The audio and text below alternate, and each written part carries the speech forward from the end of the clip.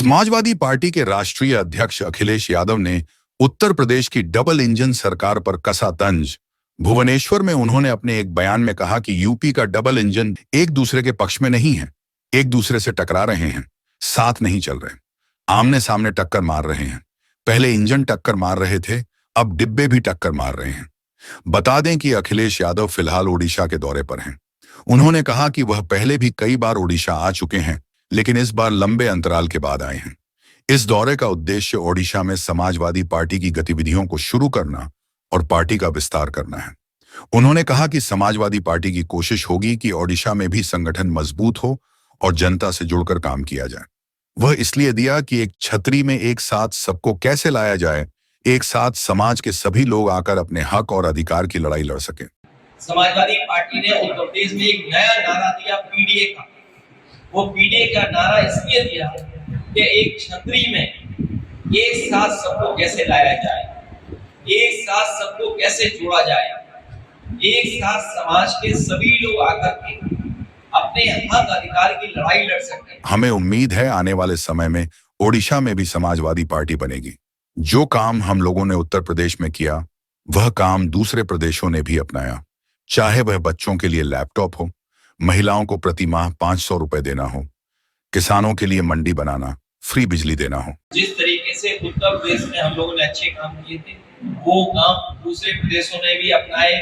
चाहे बच्चों के लिए लैपटॉप हो, महिलाओं को प्रति महीना 500 रुपए देने की बात हो, चाहे बेटियों को पढ़ाने के लिए आगे बढ़ाने के लिए बात हो, किसानों के लिए मंडी बनाना हो, किसानों को फ्री बिजली देना हो, किसानों के लिए जो उनकी पैदावार है उसको सही मूल्य दिलाने का सरकार की तरफ से इंतजाम हो, गरीबों को अच्छा राशन मिले, गरीबों को घी, दूध, और जो हमारे गरीब हैं जो जिनका स्वास्थ्य अच्छा नहीं है, उनको घी दूध से लेकर के स्वस्थ और न्यूट्रिशनल फूड कैसे दें, वहीं गर्भवती महिलाओं के लिए न्यूट्रिशन फूड कैसे दें। बीजेपी लोगों से छीनना जानती है।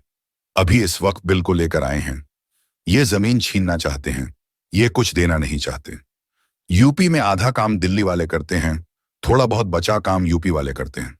मुख्यमंत्री जी से सब कुछ छीन लिया गया है, अपना डीजीपी नहीं बना सकते। बीजेपी लोगों से छीनना जानती है, बीजेपी लोगों से उनकी जेब से पैसा निकलवाना जानती है। इन्होंने नोटबंदी किया, सब पैसा हम लोगों ने जमा कर दिया। जीएसटी लागू किया, व्यापारी केवल कलम घुमा रहे, कंप्यूटर चला रहे, तो व्यापार खत्म कर दिया। अभी इन्होंने वक्त की बिल लेकर के आए, ये जमीन छीनना चाहते हैं।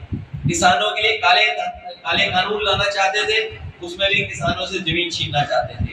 ये नौजवानों को भी नौकरी नहीं दे पा रहे हैं। इनके अपने लोग जो पैसा कमाए थे वो भारत छोड़ के भाग गए हैं, इसलिए केवल ये छीनना जानते हैं। यूपी में आधा काम दिल्ली वाले करते हैं, थोड़ा बहुत बचा काम यूपी वाले करते हैं।